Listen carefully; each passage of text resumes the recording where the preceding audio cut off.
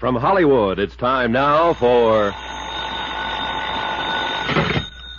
Johnny Dollar. Pete Carlson, Johnny, Star Mutual. Oh, hiya, Pete. How's the family? Great. The lucky dogs are at Cape Cod for the summer, while I toil and fret. What's fretting you at the moment?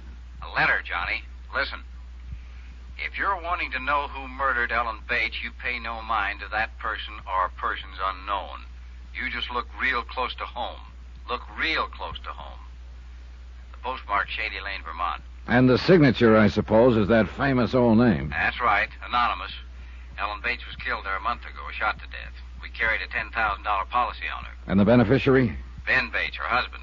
He's got a farm about 4 miles out of Shady Lane. Uh-huh. What's the status of the investigation? Stalemate, Johnny. The coroner's jury brought in an open verdict, and there's been nothing turned up since. We were just on the point of paying off the policy. But now, well... All right, Pete, I'll fret for you. If I can find Shady Lane on the map.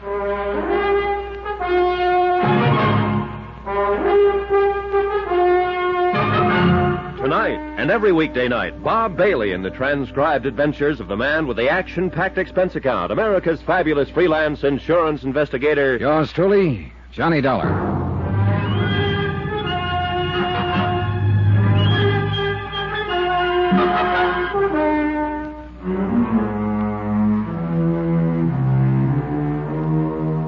From Special Investigator Johnny Dollar to the Home Office, Star Mutual Insurance Company, Hartford, Connecticut.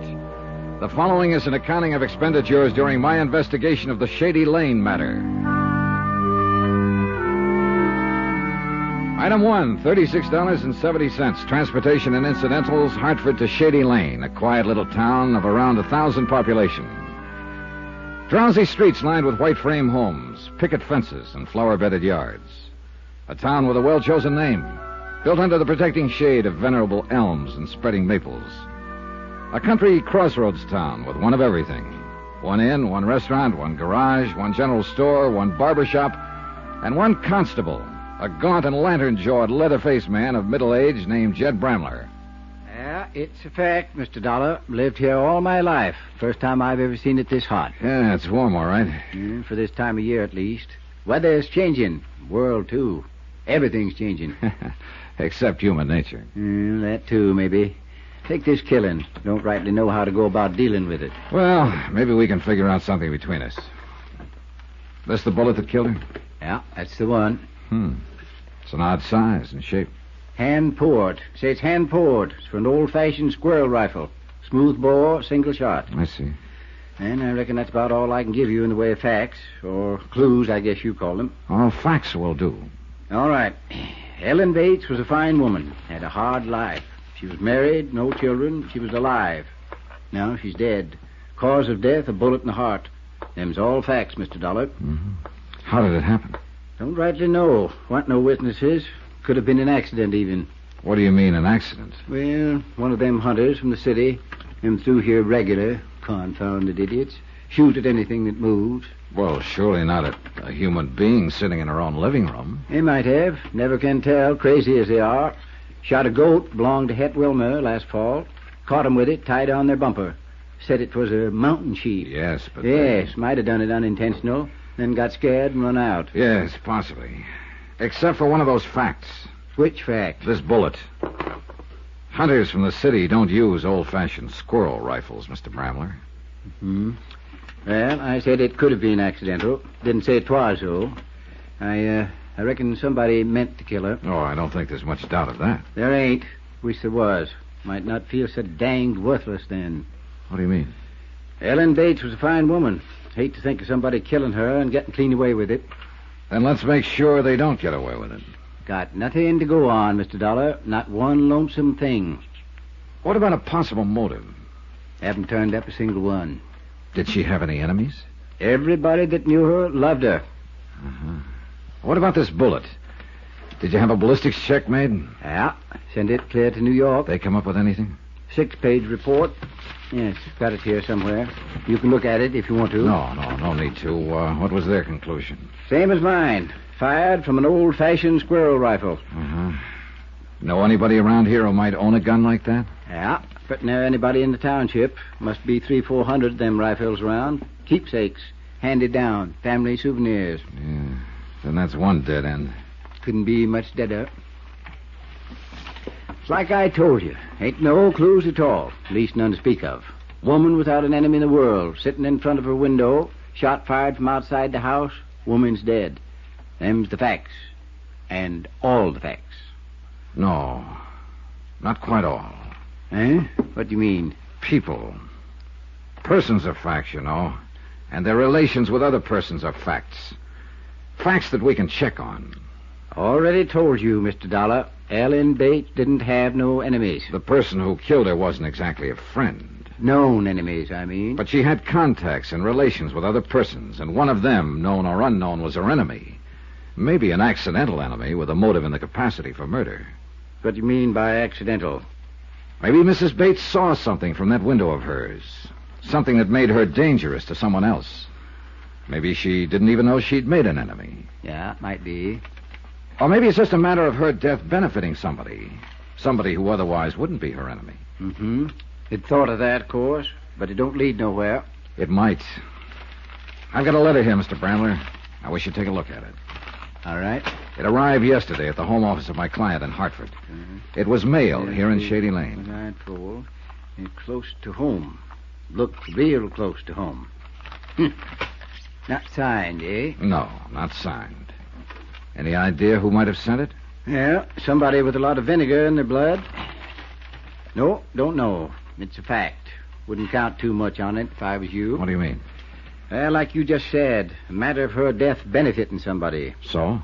With that insurance policy like it is, the person that'd benefit most would be her husband, Ben Bates. Forget him. Why? Like you said, motive and capacity. Even if money was motive enough for Ben, he just hasn't got the capacity for murder. Forget him. Is Ben Bates a good friend of yours, Mr. Bramler? Since we were boys together. I see. Mm-hmm. Maybe you only think you see. I ain't making allowances for him. Just know him, that's all. Maybe I'd better meet him. All right. Farm's just out of town a ways. I'll drive you out there if you want. Oh, I'd appreciate that. Only one thing, though. You've got an expense account of some kind, ain't you? Sure, that's right. Why? Well, we're not exactly poor folks up here, but we ain't rich neither. And the township is kind of frugal with their money.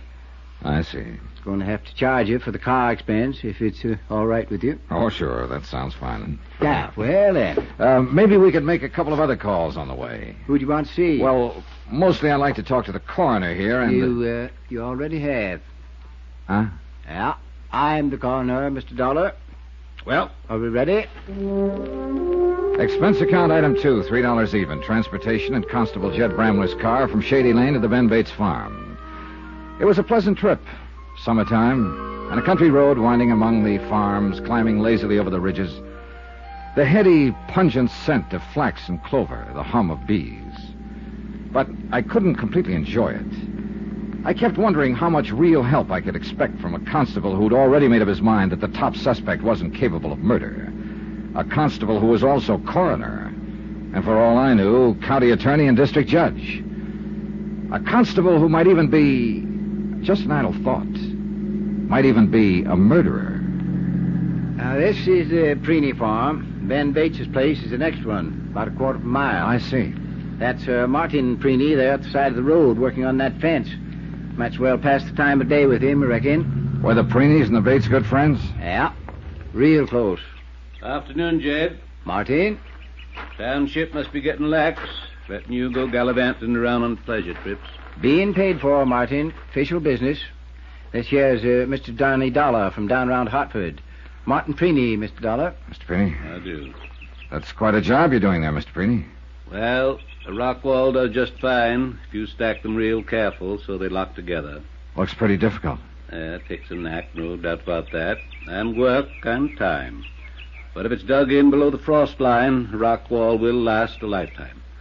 And that's what I believe in, Mr. Dollar. Planning ahead and building right. That's a good philosophy. And then, too, a rock wall is a sight cheaper than fencing. And right there is his real reason, Mr. Dollar. A man that wastes his substance is a fool and a sinner. I believe in prudence. It's your only virtue, Martin. Fiddlesticks. We got callers, Sarah. Come on out here. No, ain't staying, Martin. Just passing. Just a minute, Martin. Just what so-called official business you on, Jed? Murder of Ellen Bates. Mr. Dollar here is an insurance investigator. He's come to look into it. I see. Well, it was a terrible tragedy, Mr. Dollar. Sad thing for the whole township, especially for Sarah and me. Yes, I imagine so. Yeah, they've been good neighbors. Fine people. Folks about to be proud to know. So I understand. Couldn't help feeling sorry for him. Just didn't seem to get ahead in spite of Ben being a good hard worker and all. And then this, on top of all the other trouble he'd had. Well, what do you mean by trouble? Afternoon, gentlemen. Come here, Sarah. Why don't you meet a friend of Jed's, Mr. Johnny Dollar, my wife, Sarah. Mrs. Rennie? Mr. Dollar comes from Hartford. Hartford. Then he's here for... He works for an insurance company. He's given Jed the hand with this Ellen Bates thing. Oh, yes, I see. Well, don't let me interrupt. I just tell him, Mr. Dollar, what good neighbors the Bates have always been. A body couldn't ask for a better friend than Ellen Bates. Mr. Preeny, you said something about all the other trouble they'd had. I was referring to Ellen's illness. Why, after that operation last year, she was pertinently an invalid, you might say. Ben had to wait on her hand and foot, along with doing for the house and running the farm. A lot of time he spent taking care of her. Now, Sarah. Not half as much time as he spent hanging around that girl. What girl is that, Mrs. Preeny? Why, that little flibbertigibbet that works at... Sarah! I'm sorry, Martin, but it's true and you know it. Mr. Dollar, I'm afraid my wife is just repeating gossip she's heard. Ben Bates is a fine young man. Any stories to the contrary are idle rumors, nothing more. Well, sometimes the best way to stop an idle rumor is to check into it. If you'd care to tell me who she is. I know the girl, Mr. Dollar. Her name is Millie Wells. She's a waitress at the Shady Lane Cafe. I'd like to talk to her. You can when we get back to town. Well, folks, reckon we'd better be getting on. Mr. Dollar, Ellen Bates was a fine woman. Whoever it was killed her. I hope you get him. I believe we will. Oh, and by the way, Mrs. Preeny, the company was very grateful for your letter. My letter? I mean, how did you know it I was... didn't know. I was just guessing. Oh. Nice to have met both of you. See you again.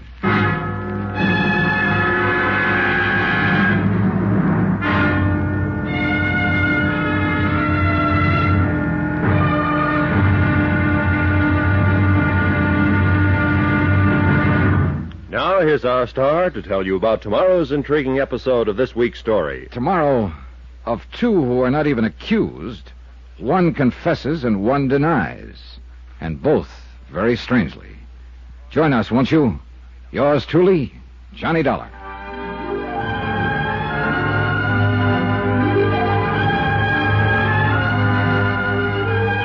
Yours truly, Johnny Dollar, starring Bob Bailey, is transcribed in Hollywood, written by Les Crutchfield. It is produced and directed by Jack Johnstone. Be sure to join us tomorrow night, same time and station, for the next exciting episode of Yours truly, Johnny Dollar. Roy Rowan speaking.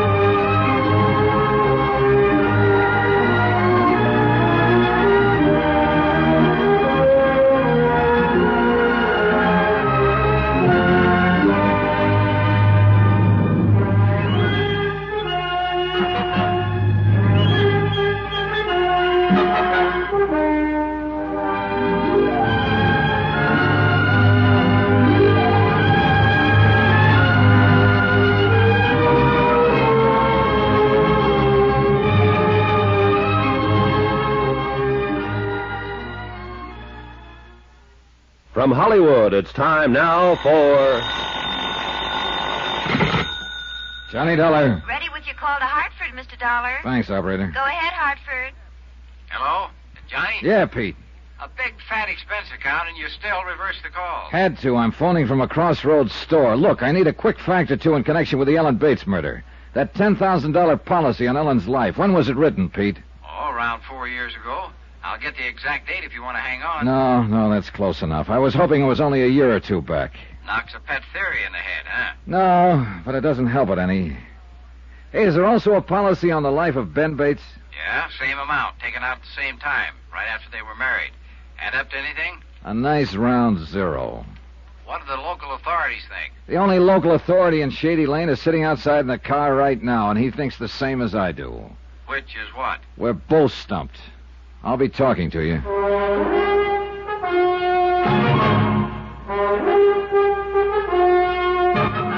Tonight, and every weekday night, Bob Bailey in the transcribed adventures of the man with the action-packed expense account, America's fabulous freelance insurance investigator. Yours truly, Johnny Dollar.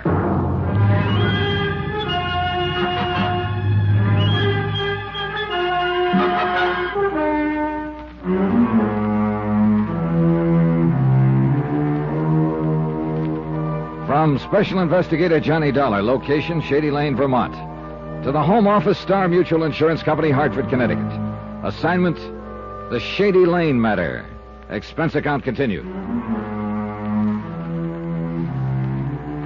Item 4, 7 cents, a copy of the Shady Lane Weekly Crier, the paper that prints the folksy news, according to the masthead. Maybe it would help, because the whole case seemed to have a folksy flavor. A young farm wife named Ellen Bates, a semi-invalid without a known enemy in the township, had been shot to death a month before. The killer, unidentified. Motive, unknown. Physical evidence, non-existent. Leads, none. I rejoined Constable Jed Bramler in the car and glanced over the paper as we drove on to the Bates farm. I'd begun to realize that, folksy or not, the Bates case was probably going to be tougher than an old boot. Now, we'll leave the car here at the road and walk up through the draw. I'll show you how it happened. All right, good. This sure doesn't look like very good farmland. Tain't. Ben's got a few good acres north of the house, but most of it's like this. Won't grow much of anything except in rocks. Takes a lot of scratching to make a go of a place like this. Yeah, I imagine. And it would be even tougher if you had to take care of an invalid wife at the same time. Yeah, I reckon it would. Watch yourself on that barbed wire, Mr. Dollar. All right.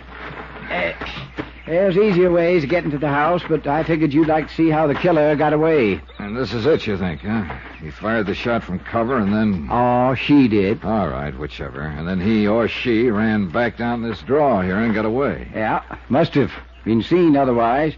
But here in the draw, a person would be out of sight from both houses. Either the Bates place or the Preeney's over on the other side. I'll buy that one, all right. This brush is thick enough to hide a herd of cattle. Yeah, well, once the killer got to the road, back where we left the car, might have gone any place. Yeah, that's the trouble. This case is too full of mites. Tried to pick up a trail in here, even brought in dogs, but they didn't turn up nothing. Dogs is mostly overrated anyhow. Yeah, so I've heard.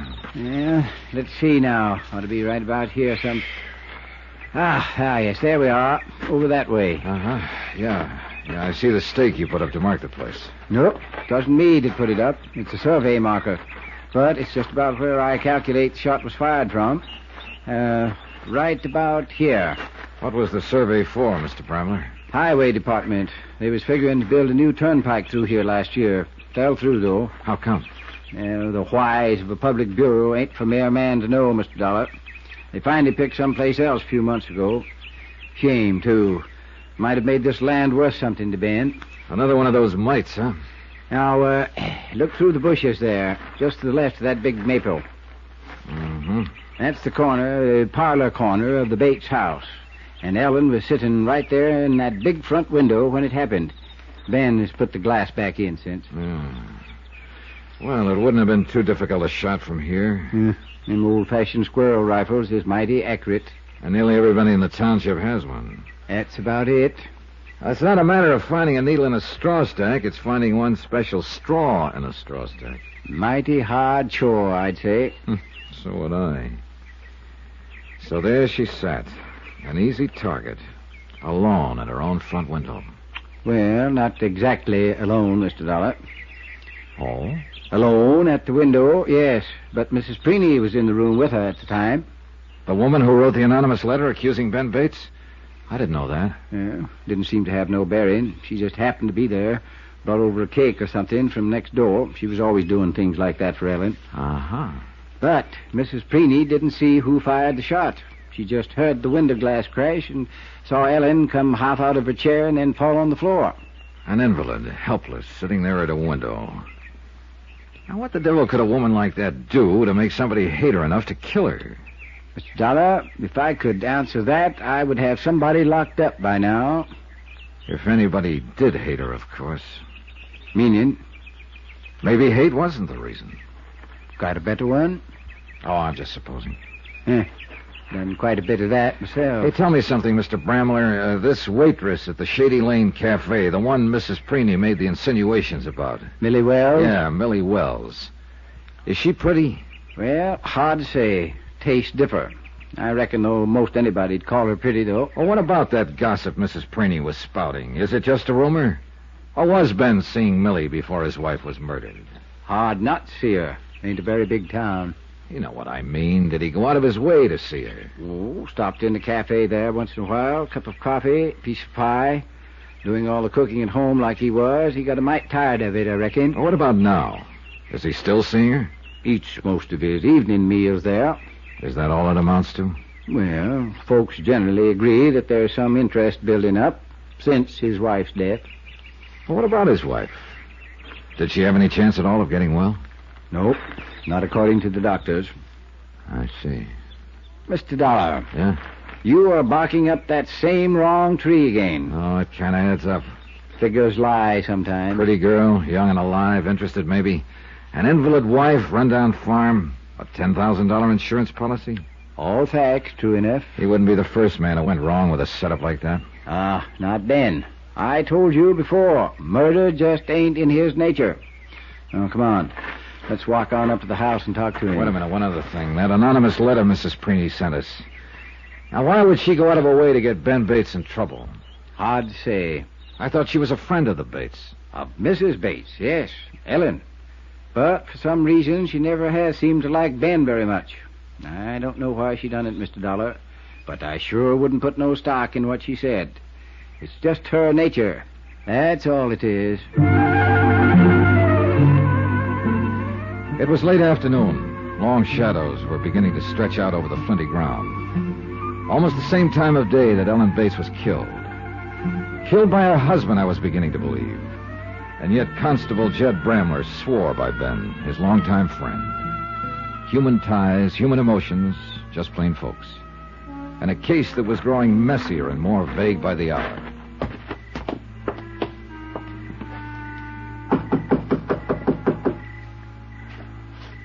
Not much sign of life. Well, Ben's in and out. You never know.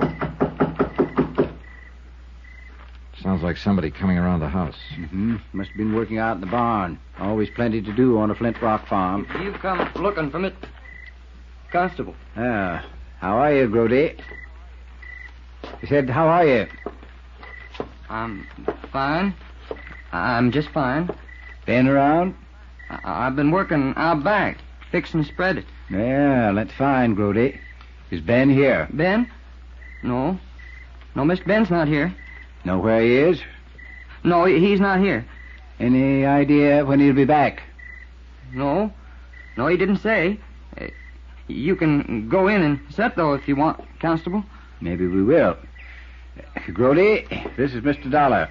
Grody Hawkins. How are you, Grody? Oh, I'm fine. I'm just fine. Grody does odd jobs for Ben. Some of the other farmers, too. Oh, I see. Were you working here the day Mrs. Bates was killed? That's a lie. I wasn't even near here that day, and anybody that says I was is a liar. Oh? I was crew over on the other side of town. We'll go inside and wait, Mr. Dollar. Yeah, all right. See you, Grody.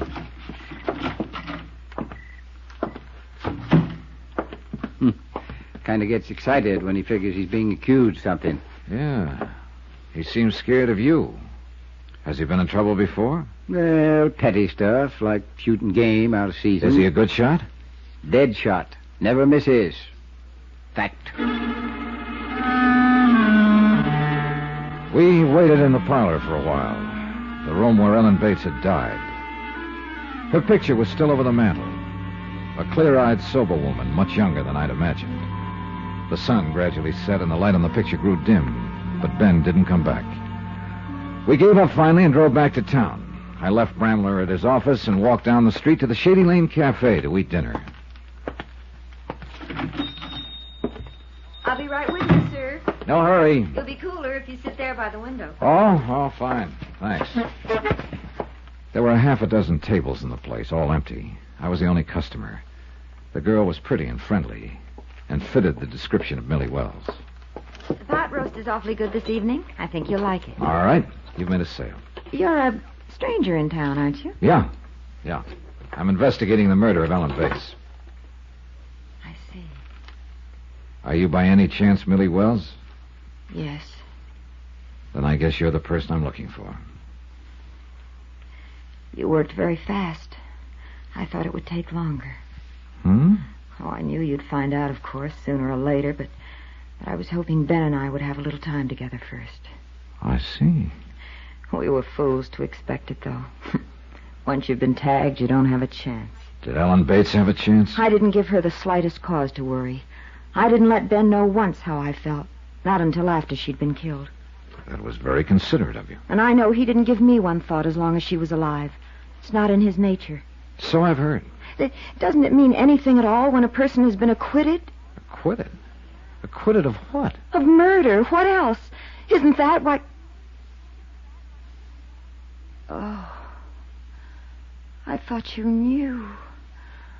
I thought that's what you... I guess maybe you'd better tell me about it, Millie.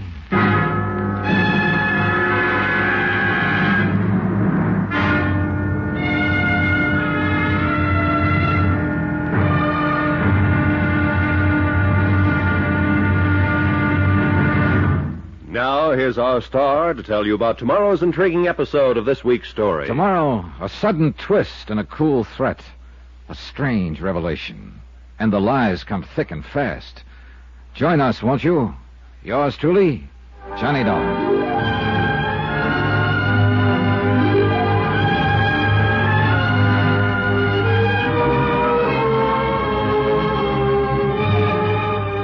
Yours truly, Johnny Dollar, starring Bob Bailey, is transcribed in Hollywood. Written by Les Crutchfield. It is produced and directed by Jack Johnstone. Be sure to join us tomorrow night, same time and station, for the next exciting episode of Yours truly, Johnny Dollar. Roy Rowan speaking.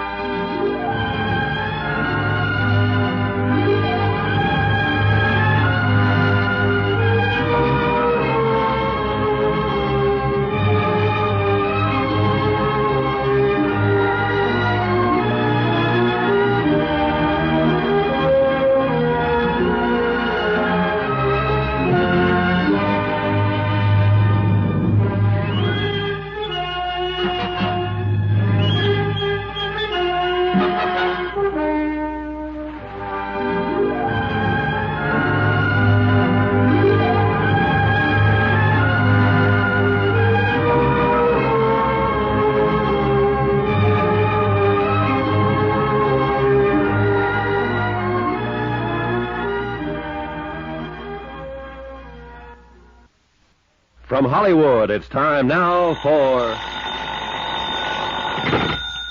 Johnny Dollar. Mr. Dollar. Well, this is Jed Bramler. Oh, hiya, Constable.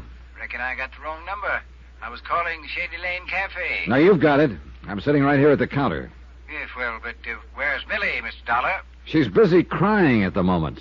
I'm waiting for her to get through and hoping she'll confess to murder. Now, you hadn't ought to gone and made her cry that way. Millie is a fine girl. That's the trouble with this whole case. According to you, everybody in this township is fine people, all of them. Ellen Bates was a fine woman, too, and now she's dead. And one of these fine people killed her. Now, I'm going to find out which one, Mr. Bramler, and I'm going to tag him for it. With your help or without it.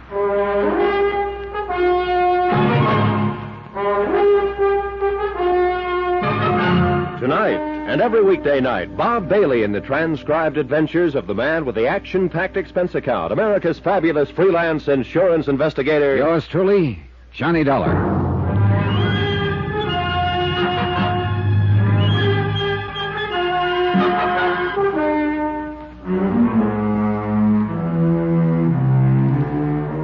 From Special Investigator Johnny Dollar, location Shady Lane, Vermont, to the Home Office, Star Mutual Insurance Company, Hartford, Connecticut. Assignment, the Shady Lane matter. Expense account continued. Item 7, $1.40, one pot roast special at the Shady Lane Cafe, while waitress Millie Wells dried her tears and repaired her face. I thought over what she'd said, what I'd taken for a confession, and tried to fit it in with the other facts in the case. What few facts there were. A young farm wife, a semi-invalid named Ellen Bates, had been shot to death while sitting at the front window of her house. The weapon was an old-fashioned squirrel rifle, a type of gun owned by half the people in the township. Ellen Bates had no known enemies. Her husband, beneficiary of a $10,000 insurance policy on his wife's life, had been accused by a spiteful neighbor of carrying on with pretty waitress Millie Wells. It's a lie, Mr. Dollar. Anyone who says Ben and I were seeing each other or even thought of such a thing before his wife's death is a mean, vicious liar. All right, take it easy now. Take it easy. There's no point in getting yourself all worked up and starting to cry again. Ben's a fine man, straight and decent. And it makes me boil to have some low, sneaking gossip try to smear his reputation without reason. It reflects on your reputation a little, too, Millie. I don't care about me. I told you what I've been through. I'm used to it. Do you ever get used to something like that? No, not really. A murder charge isn't an easy thing to forget. You dream about it nights. The prison, the courtroom, the trial, the things they said about you. But you were acquitted, finally. I was acquitted, and I was innocent. But just being tried for murder brands a person for life. What were the details of the case? First, let me tell you about Ben. You haven't met him yet, Mr. Dollar. You don't know him. And I know the line you're thinking along. It's the way things point, Millie. Then things point wrong, that's all. Maybe. Go on. Well, he's been coming in here for the last 6 months. Not often, just every once in a while, just to eat. Does Ben know you stood trial on a murder charge? He does now. He didn't before his wife was killed. We just made conversation, that's all. And since her death? There's been no carrying on, as some people choose to think. One day Ben said, Millie, when this mess is all settled, I'd like very much to see more of you. That's all? That's all. And that's enough. Because I love him. About the trial, Millie. It was 4 years ago, in Chicago. I was working for a family on the west side as a nursemaid, governess. They were wonderful. What happened? The wife died suddenly, under strange circumstances. It could have been an accident, or it might have been poison.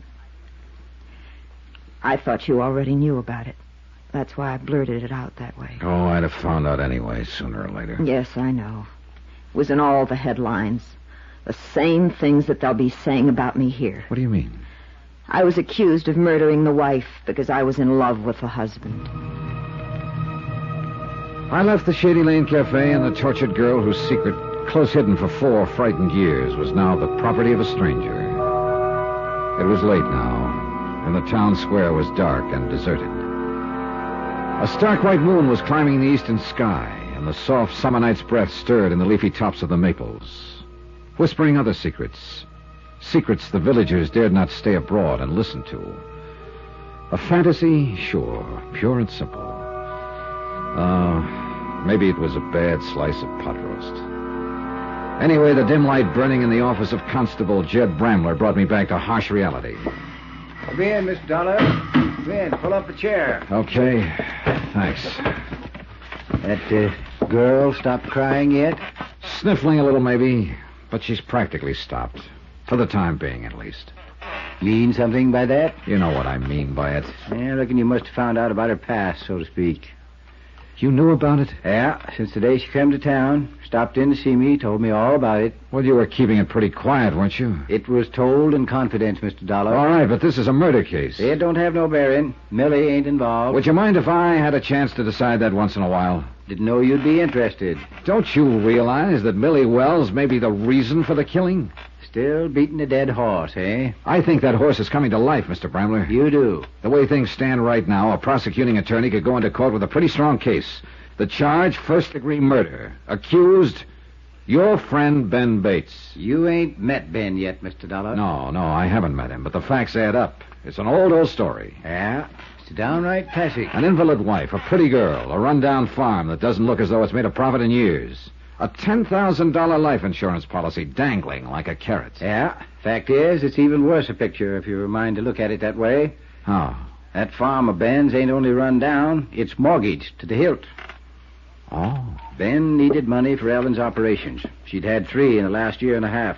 He tried every way he knew how to, but the banks wouldn't touch it.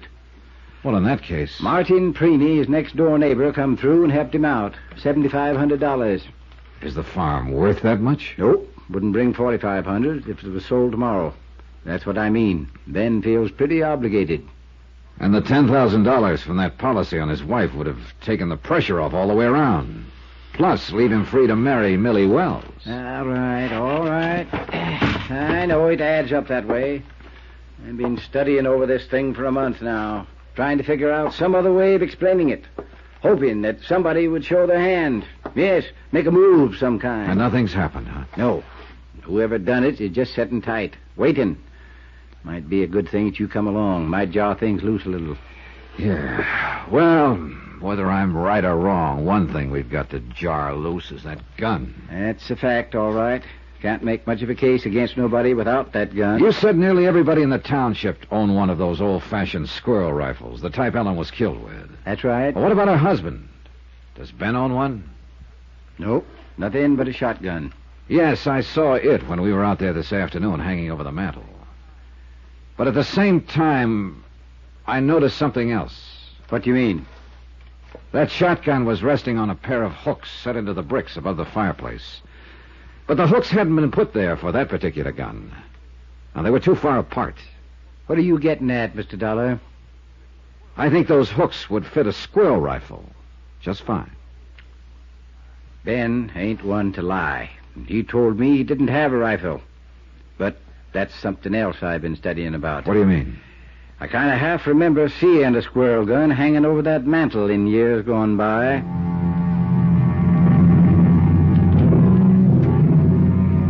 Expense account item 8, $3. Car expense for another trip out to the Bates farm. A late night trip this time, and the last one, I hoped.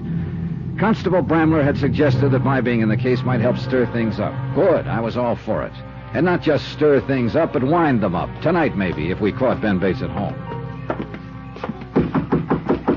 Lights on inside. Yeah, he must be here someplace. Oh, evening, Jed. Ben, like you to meet Mr. Johnny Dollar. Mr. Dollar. Hi, Ben. You fellas are out late. Little, I reckon. Mind if we come inside, Ben? Oh, sure. Sorry, Jed, I didn't think. Well, let's go on back through to the kitchen. That's about the only room I use since... Well, anymore, I mean. Set yourselves down there at the table. I'll get us some lemonade if there's any ice left. Oh, a lemonade lift would suit me fine. Don't go to no trouble for us, Ben. No, no trouble at all. Got it already made. Just have to chip a little ice into it. I reckon you'll kind of have to bear with me. I'm not much used to having callers come around since Ellen. It's all right, Ben. Here we are. Hey, you fellas got some business out this way tonight? Fact is, Ben, we come out here to talk to you. Mr. Dollar is an insurance investigator. He's here to find out who killed Ellen. I see. You got any ideas yet, Mr. Dollar? I've kind of got an idea you might have done it, Ben. I wouldn't have harmed a hair of Ellen's head. I could be wrong. Mr. Dollar has been checking around, Ben, talking to people here and there. The Preenys, Millie Wells. What's Millie got to do with it? Nothing, maybe. Or she might be part of the motive. I didn't even make her acquaintance, hardly, before the last week or two. What about Mrs. Preeny? You've known her longer, haven't you? Yes, she was a good friend of Ellen's. Why? She thinks you killed your wife. She wrote an anonymous letter about it to the insurance The company. woman is crazy. I knew she never liked me for some reason, but I sure wouldn't figure her to go that far. Ben, whatever happened to that squirrel rifle you had around the house? Why, the week before Ellen died, somebody... Yes, Ben? No, I didn't lie to you, Jed, not actually.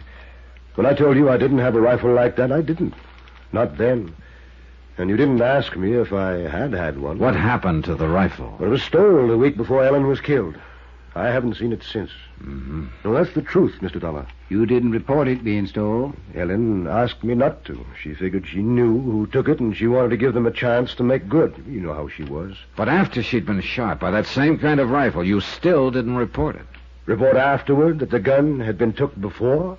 Who might have taken it, Ben? I've tried to think. It wasn't nobody came here that week except Mrs. Preeny and Brody Hawkins. Brody Hawkins? That's the hired hand we met here this afternoon, Mr. Dollar. Yeah, I know. The one who was a dead shot with a gun. Yeah, no. Brody wouldn't kill nobody. He's a little touched, maybe, but he's good-hearted and gentle. Is he another one of your pets, Constable? Don't you care whether the killer is identified? It's kind of a funny question to ask a murder victim's uncle. Uncle? Mr. Bramler, was Ellen Bates your niece? She was. I didn't think to mention it, Mr. Dollar. Just figured you knew, I guess. And anyhow, it don't have no bearing.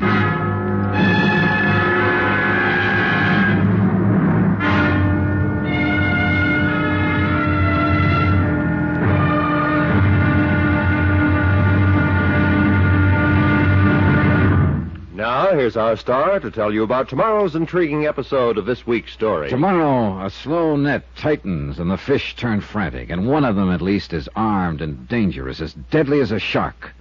Join us, won't you? Yours truly, Johnny Dollar.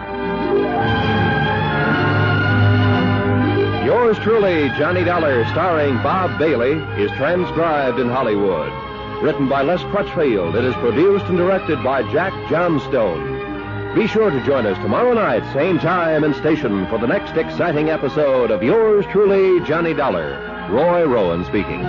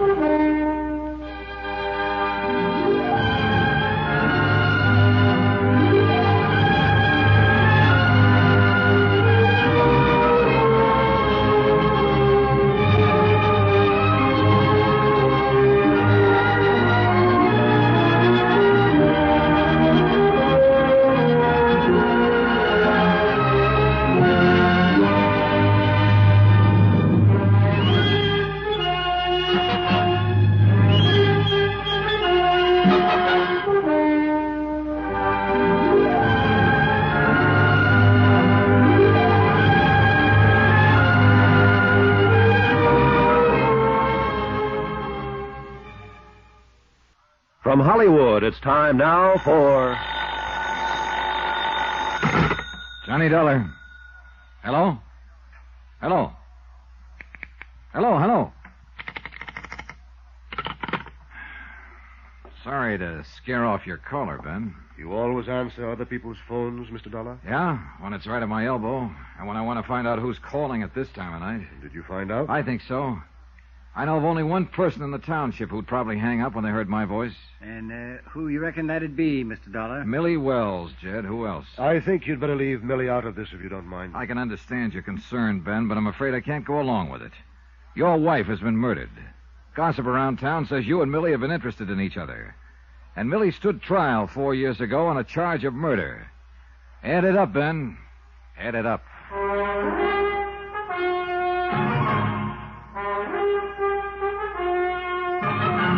Tonight and every weekday night, Bob Bailey in the transcribed adventures of the man with the action-packed expense account, America's fabulous freelance insurance investigator. Yours truly, Johnny Dollar.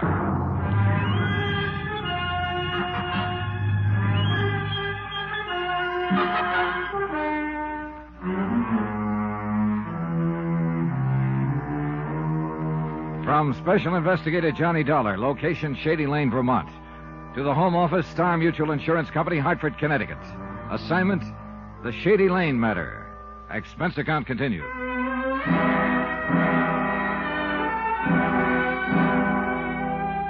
It was a messy case, hard to move around in. A small community, and everybody in it was a neighbor or friend of everybody else. Except, of course, the unknown person who'd murdered Ellen, Ben Bates' invalid wife. But the ties were close. Ellen, it turned out, was the niece of Constable Jed Bramler. And Sarah Preeney, next-door neighbor, had accused Ben of carrying on with waitress Millie Wells, who was a good friend of Constable Bramler. And Sarah Preeney's husband had helped Ben out of a jam by loaning him $7,500 on a worthless farm. Yeah, it was sticky and tight and uncomfortable. Touch one domino and you moved all of them. But the key to the game, I was still convinced, was Ben Bates himself.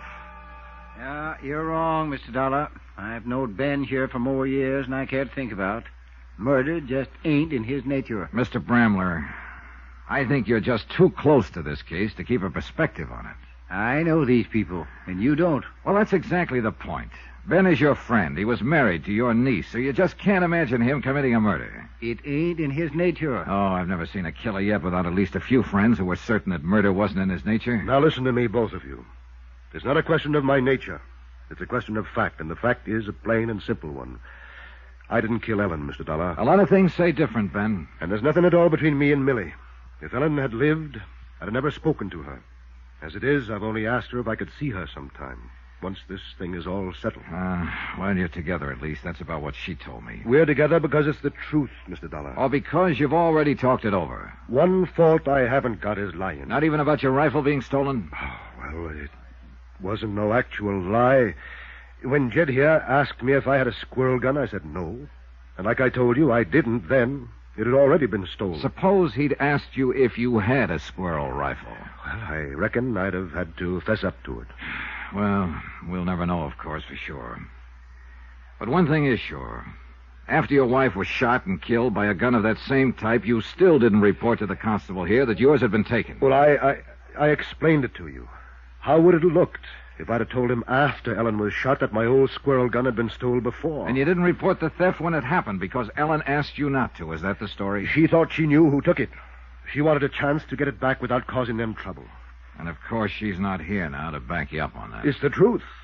She was like that. Jed here, I'll tell you. Kind-hearted and tolerant with people. Yeah, she was that all right. It's a fact. If either Mrs. Preeney or Grody Hawkins took it, and they're the only ones that was here that week, then she was aiming to talk to whichever one it was and get it back without bringing the law in, only she never had the chance to. She was killed. Yeah, and that gun figures in it somehow. It's bound to. Look, we've got to find it, Mr. Bramler. Might take some doing. Then we'd better get at it. Tonight? Tonight. We got things stirred up now. Let's keep them stirred up. No, all right. Ben, you claim you're not guilty of this. It ain't a claim. It's a fact. Then who would you say is the most likely suspect? Ellen didn't have a single enemy in this world, as far as I know. There ain't a person in this township that had a reason to kill her. Except you. For the money, you mean? For that life insurance policy? It's worth $10,000. And I'm that kind, you think? A man who'd murder his own wife just to get his hands on $10,000. Ben, I don't know. But there's one thing you can count on. I'm going to find out. Constable Bramler and I left Ben alone in his empty farmhouse, drove back into town. The moon was higher now, and the countryside was dappled in black and silver. And it, too, was empty and silent. We alone moved and made noise as we rattled down the winding dirt road through the flint rock valleys between the sleeping elms and maples. Logic still pointed at Ben Bates, but I'd begun to doubt logic a little. Bramler was right. Murder didn't seem to be in Ben's nature. And I wasn't sure now whether he sat there in his silent house alone with guilt or alone with grief.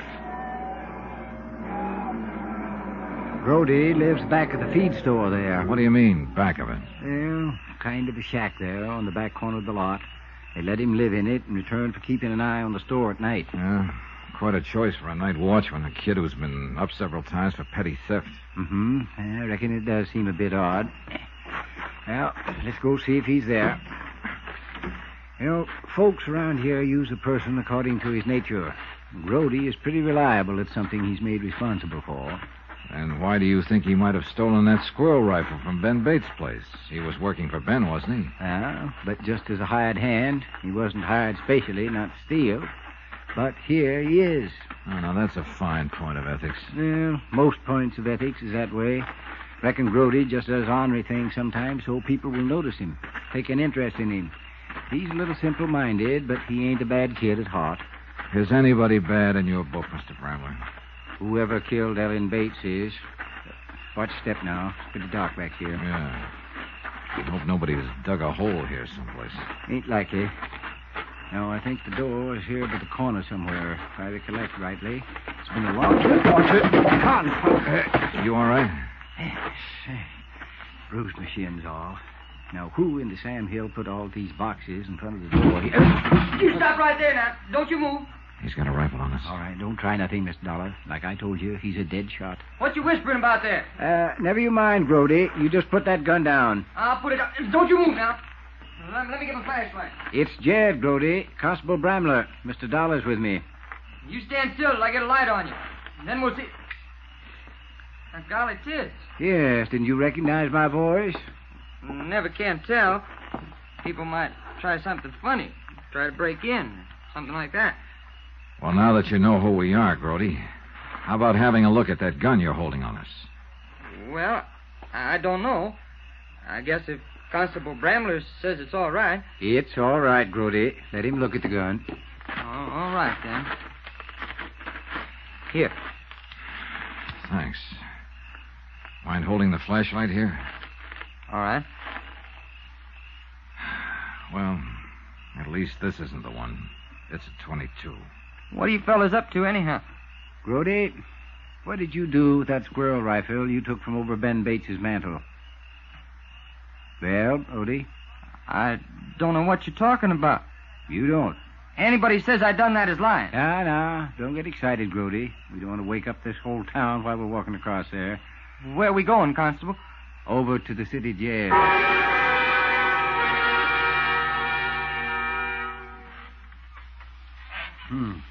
Quiet night. Not even a mockingbird singing out there. I wish that bird back in the cell would do some singing. Yeah, he will. Always gets to bothering him after he's in for a while. 30 minutes hasn't bothered him much. He'll talk pretty soon. Provided, of course, he has anything to talk about. I know that boy inside out. Now, whether he stole that gun or not, he's lying about something. I'm going to have to buy some oil one of these days. Doggone chair even gets on my nerves. I don't think anything gets on your nerves, Mr. Bramler. Well, the country up here has that kind of influence, I reckon. These hills are older than man. They seen a lot of things come and go. Guess they kind of quiet a person down if he stays here long enough. I doubt if this place is as quiet as it looks. I think there are things under the surface like flint rocks in a field, and sooner or later they work to the top and break off a plowshare. Yeah, happens sometimes. Isn't there anyone you can think of who might have hated her, even slightly? Miss Dollar, if I was to say honestly who I thought was the best-liked person in this whole township, I would have to name my niece, Ellen Bates. And yet somebody put a bullet through her head and fired at her from the brush without even any warning. It's a fact. There had to be a lot of hate behind that bullet.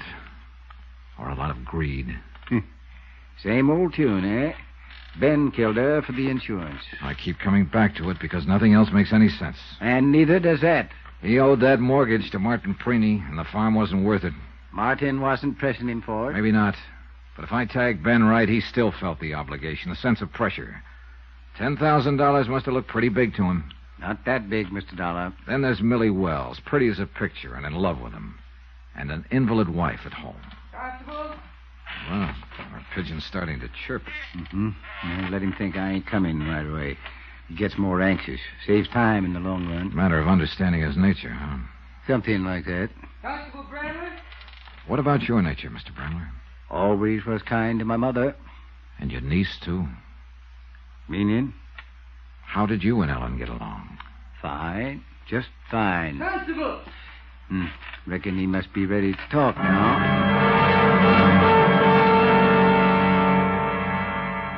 It's true. I was lying about it. I stole that gun, all right. But I ain't got it now. Where is it, Grody? I sold it to Mr. Martin Preeny to hang in his house. Martin Preeny. Well, can't figure Martin paying money for something to hang in the house. He's too tight-fisted. He gave me $4 for it about 3 weeks ago. That would be after Ellen was shot. And you took the gun the week before the murder. Are you saying that I shot Miss Bates? That gun was in your possession at the time, Grody. Oh, she was the best friend I ever had. The only one in this town that ever treated me like somebody. I wouldn't never done nothing to hurt Miss Bates. You had that gun, the same kind she was killed with. Oh, that gun ain't been fired in years. What? Well, Mr. Bates never did use it. Why, it's even got rust inside the barrel. Grody, for your sake, I hope it has.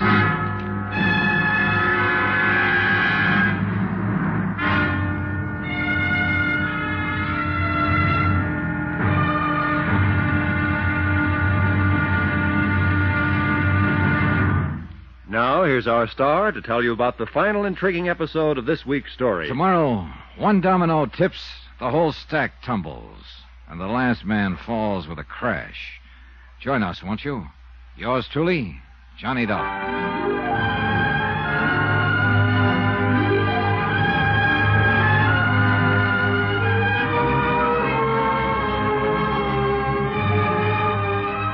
Yours truly, Johnny Dollar, starring Bob Bailey, is transcribed in Hollywood. Written by Les Crutchfield, it is produced and directed by Jack Johnstone. Be sure to join us tomorrow night, same time and station, for the next exciting episode of Yours truly, Johnny Dollar. Roy Rowan speaking.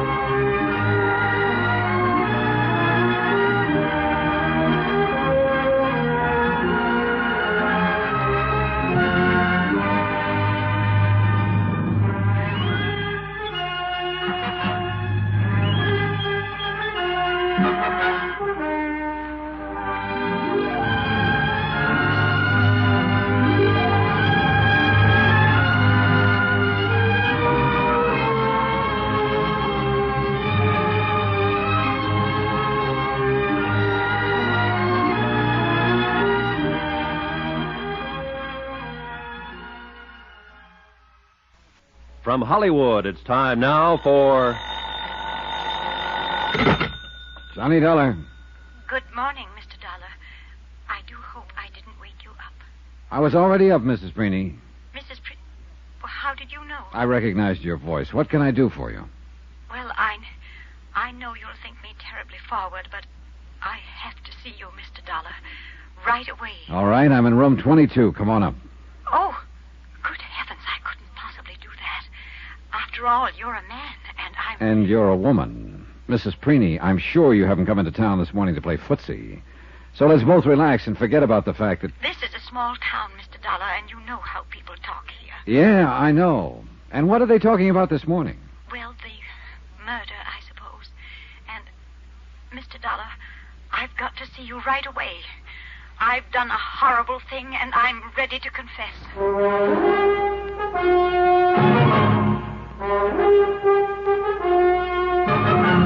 Tonight and every weekday night, Bob Bailey in the transcribed adventures of the man with the action-packed expense account, America's fabulous freelance insurance investigator. Yours truly, Johnny Dollar.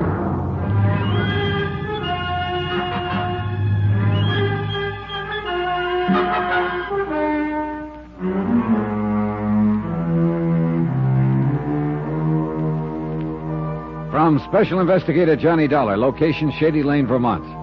To the Home Office, Star Mutual Insurance Company, Hartford, Connecticut. Assignment, the Shady Lane matter. Expense account continued.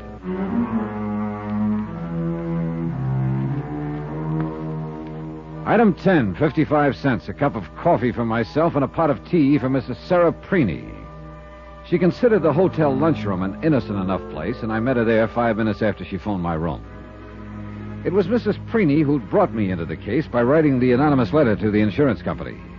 Ellen Bates, a farm wife with no known enemies, had been shot to death. Mrs. Preeny, her best friend, had implied in the letter that Ellen's own husband, Ben, was guilty. And I was inclined to agree with her. Ben was the beneficiary of Ellen's $10,000 life insurance policy. There seemed to be no other motive, unless Mrs. Preeny was about to confess one. She didn't do it, Mr. Dollar. Who didn't do what? That girl. She didn't warm the teapot. For 2 cents, I'd send it back and make her do it right. Well, I'm a little pressed for time, Mrs. Preeny. Oh, I'm not going to do it, really. I just said that. I wouldn't want to attract attention under the circumstances. You mean the fact that I'm a man and you're a woman, and apparently the twain hadn't ought to be meeting, in Shady Lane, at least. Well, people will talk, you know. And I didn't want Martin to know. Why not? Well, then he'd want to know why. Of course, I'd have to tell him, and, well... Well, as a matter of fact, Mrs. Preeny, I'd kind of like to know why. Well, it's... Oh, this isn't easy for me to say, you know. Well, let's have a try at it anyway. It's about that letter that I wrote to the insurance company that I didn't sign my name to. Yes? It was a terrible thing to do. Just terrible. In what way? Why, those things I said about Ben. Mr. Bates, I mean. Insinuating he might have had something to do with Ellen's death. Her murder, I mean. You made some fairly definite statements, Mrs. Preeny. They weren't true, Mr. Dollar. But I'm telling you the truth now. I know Ben didn't have anything to do with Ellen's death. Mrs. Preeny, there were some other things you implied to me, too, you know. Yes, about him and Millie Wells that works at the Shady Lane Cafe. I said they were carrying on before Ellen was killed. I made that up just to hit out at him. Why? I don't know, really. Ellen was wonderful, and I just loved her. But sometimes I'd get to thinking that... Not that my Martin isn't a fine man, you understand. Steady, reliable. You know, you've met him. Oh, yes, I'd say your husband is quite steady and reliable. I didn't want you to think that I was saying anything against him. But life on a farm isn't easy for a woman at the best, Mr. Dollar. Sometimes she gets silly notions, I guess. What sort of notions? Oh, a woman's human. She wants a little warmth, understanding. That's all. Nothing more. You understand what I'm saying. Yes, I think I do. But Ben Bates... Well, he didn't even look at me. Didn't see me. That's all I wanted. Just for him to look at me. But he didn't do it, Mr. Dollar. Not even once. I left her sitting there in the stark, bare wooden booth in the lunchroom, sipping her prim cup of cold tea and trying to hide a red-faced confusion behind the shreds of decent dignity. Constable Bramler was right.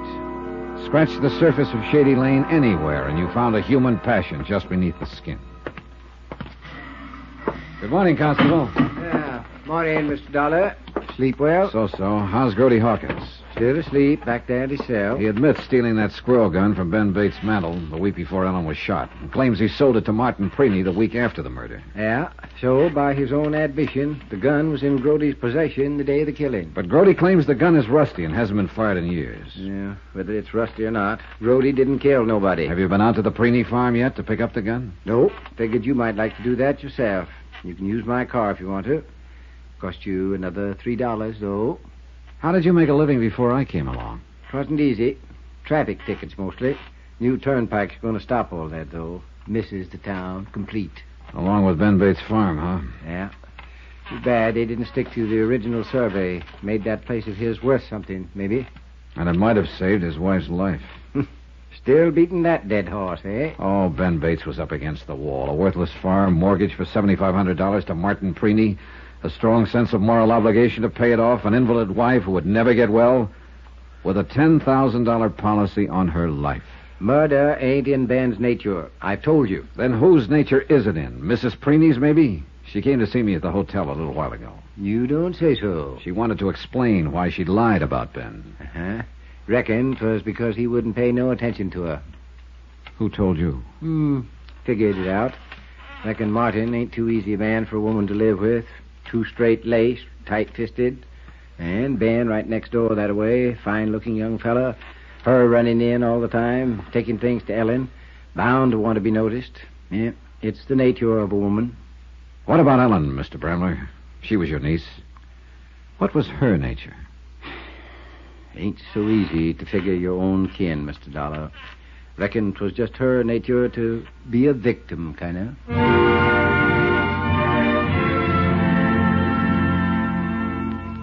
I drove slowly through the early morning countryside, lush and green, still moist from the night dew, and not yet touched by the heat of day.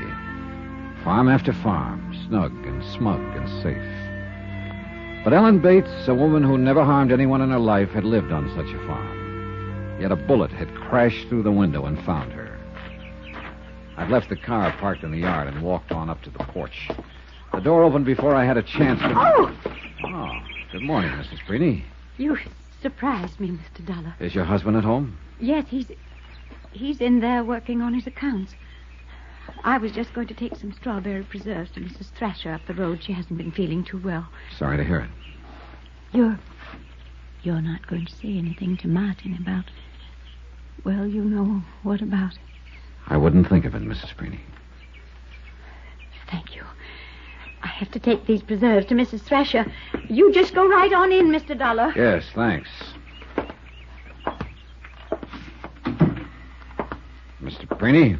In here. Come on in. Sorry to bother you this early in the morning. Oh, Mr. Dollar. Just finishing my accounts for the fiscal year. What can I do for you, sir? Well, unless I've been misinformed, you bought an old squirrel gun from Grody Hawkins a while back. That's right. It's hanging there over the fireplace. Quite a bargain, unless he stole it someplace. As a matter of fact, he did. From your neighbor, Ben Bates. Then I'm out the price. I'll take it over to Ben this afternoon. Mind if I take a look at the gun, Mr. Preeny? I'm trying to check up on Grody's story. No, go right ahead. I'll just finish this total while you're at it. Then we'll have time for a chat. He went back to the ledgers on the table in front of him, and I reached up and took down the rifle, down from its hooks above the mantel. Grody had told the truth. There was rust in the barrel and breech. The gun hadn't been cleaned nor fired in a long time. The hooks over the fireplace were old and rusted, too. They'd been there for years. And suddenly I knew. Find what you were after, Mr. Dollar? I found more than I was after. I found out who killed Ellen Bates. Grody Hawkins? No, not Grody. And not Ben Bates. Even though he is named as beneficiary of that $10,000 insurance policy. What do you mean? It was somebody who stood to profit even more than Ben did from that $10,000. Who? Somebody who made a $7,500 loan out of kindness. That alone should have tipped me off, Mr. Preeny.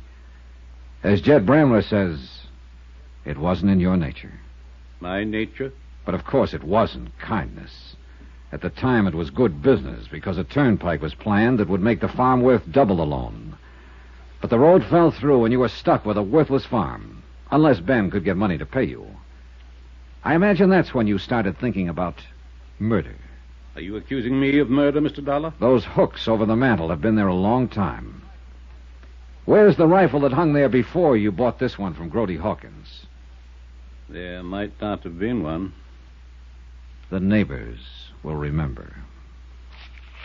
Let me just put down this final total.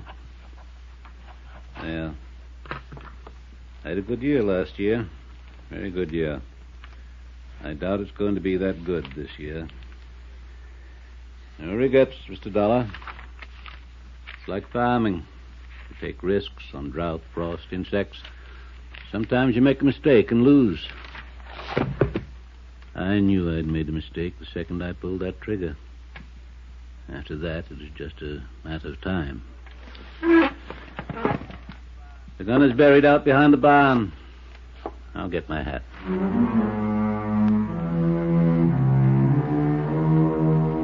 Item 12, $94.35. Incidentals in Shady Lane and transportation back to Hartford. Expense account total, $186.60. Yours truly, Johnny Dollar.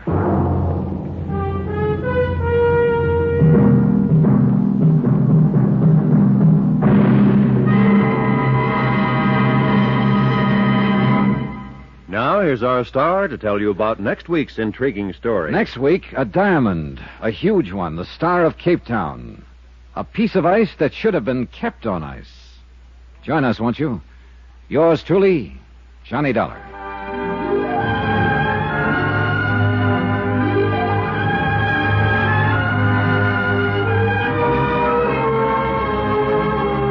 Yours truly, Johnny Dollar, starring Bob Bailey, is transcribed in Hollywood.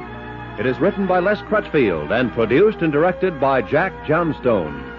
Heard in this week's cast were Jeanette Nolan, Forrest Lewis, Shirley Mitchell, Will Wright, Bert Holland, and John Daner. Musical supervision by Amerigo Marino and Carl Fortina. Be sure to join us on Monday night, same time and station, for another exciting story of yours truly, Johnny Dollar. Roy Rowan speaking.